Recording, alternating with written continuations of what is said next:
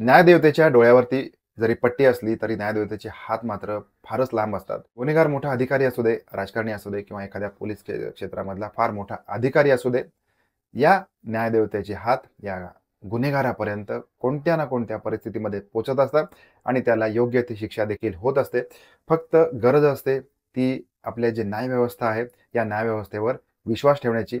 आता ही जी घटना आहे, ही घटना अलीकडच्या काळामध्ये मागच्या 5 ते 7 वर्षांपासून किंवा त्यापेक्षा जास्त खूप मोठ्या प्रमाणामध्ये याच्या बातम्या झालेल्या आहेत. कारण एक पोलीस अधिकारी किंवा हे पोलीस डिपार्टमेंट असतं याच्यावरती आपला पूर्ण विश्वास असतो.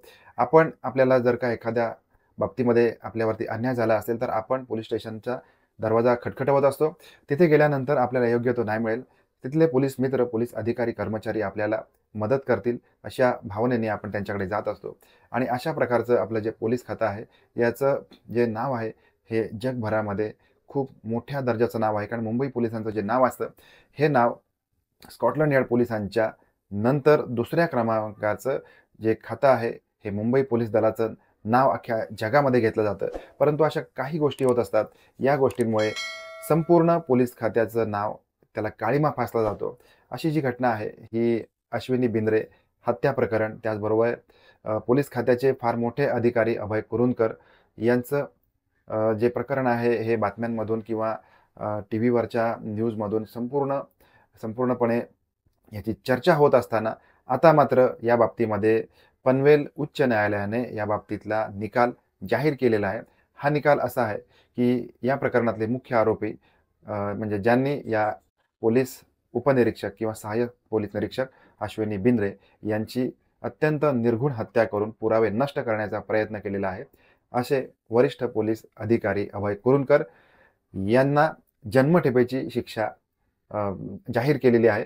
त्याचबरोबर त्यांचे चालक कुंदन भंडारी यांना देखील 7 वर्षाची शिक्षा दिलेली आहे. त्याचबरोबर अभय कुरुंदकरांचे मित्र महेश फळणीकर यांना देखील 7 वर्षाची शिक्षा दिलेली गेलेली आहे.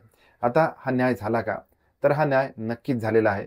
कारण न्यायव्यवस्था ही कुणा एका व्यक्तीची पाठराखण करत नाही. ज्या व्यक्तीने गुन्हा केलेला आहे, त्या व्यक्तीला मात्र अशा प्रकारे शिक्षा होत असते. हे आपण सगळ्यांनी आता लक्षात घ्यायचं. साल होतं 2015. अश्विनी बिंद्रे या रत्नागिरी पोलीस ठाणे, त्याचबरोबर कळंबोली पोलीस ठाणे या वेगवेगळ्या पोलीस ठाण्यांमधून कार्यरत होत्या.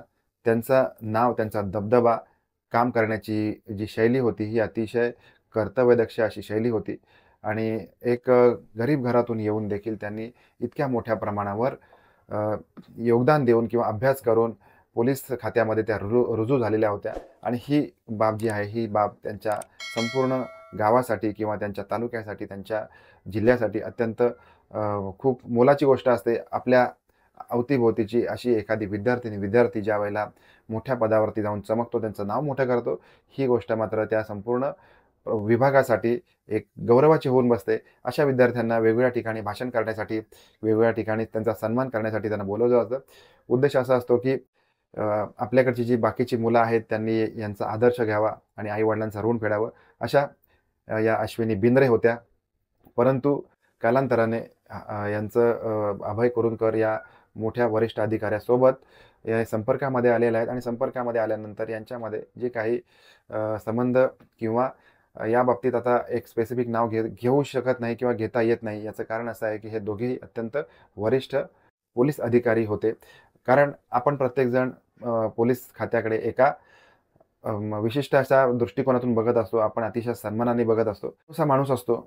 या प्रत्येक माणसामध्ये आपलं एक स्वतःचा स्वार्थ लपलेला असतो. त्याचबरोबर आपलं स्वतःचं असं भावनिक विश्व घेऊन तो व्यक्ती जगत असतो. मग तो कोणी एखादा राजकारणी असेल किंवा एखादा व्यक्ती मोठ्या पदावरती असेल, त्याचं स्वतःचं असं भावनिक विश्व असतं. प्रत्येक व्यक्तीला प्रेम, माया या सगळ्या गोष्टी भावनेच्या आधारामध्ये प्रत्येक व्यक्ती जगत असते. परंतु हे सगळं करत असताना आपण आपल्या मागे काय आहे, आपण कोण आहोत, आपल्याला कशाप्रकारे आयुष्य जगायचं आहे, आपला आदर्श कोण घेत आहे, या सगळ्या गोष्टीचं जर भान ठेवलं, तर मात्र आपण जो चारित्र्याचा उत्कृष्ट रस्ता आहे, या रस्त्यावरून आपण चालताना आपलं पाऊल कधीच मागे पडणार नाही किंवा रस्त्यावरून आपण पदच्युत होणार नसतो. या संपूर्ण प्रकरणामध्ये जे अभय कुरुंदकर आहेत, यांना देखील यांचं लग्न झालेलं होतं. यांना 2 मुलं होती. त्याच्यानंतर अश्विनी बिंद्रे यांचं देखील लग्न होऊन यांना एक मुलगी होती. हे सगळं असताना देखील हे दोन्ही वरिष्ठ अधिकारी एकत्र आल्यामुळे अशा प्रकारे त्यांचं भावनिक विश्व असं होतं, त्यांची गुंतागुंत झालेली आहे आणि त्यांच्या ज्या गुंतागुंतीमध्ये किंवा त्यांच्या भावनिक विश्वामध्ये एकमेकांसाठी जी जागा तयार झालेली आहे, यातूनच मग हे भयंकर असं हत्याकांड अभय कुरुंदकर यांच्या हातून घडलेलं आहे आणि त्यांना त्यांचे मित्र महेश फळणीकर, त्याचबरोबर चालक कुंदन भंडारी यांनी जो त्यांचा मृतदेह आहे याची विल्हेवाट लावण्यासाठी आता भाईंदरच्या खाडीमध्ये त्यांनी त्यांच्या मृतदेहाची विल्हेवाट लावलेली आहे, अशा प्रकारची माहिती समोर येत आहे. परंतु हे सगळं करताना आपण जे शिक्षण घेतलंय, आपण ज्या पदावरती आहोत, आपल्या मागे ज्या जबाबदाऱ्या आहेत, विवंचना आहेत, या सगळ्या गोष्टीचा जर विचार केला तर आपण अशा मार्गामध्ये पडणार नाही. खरं तर आपण अशा गोष्टी का घेत असतो, तर आपण प्रत्येक गोष्टीमधून काहीतरी शिकायला पाहिजे. जर का एखादी मोठ्या पदावरची व्यक्ती असं वागत असेल, तर नक्कीच ही चिंतेची गोष्ट आहे.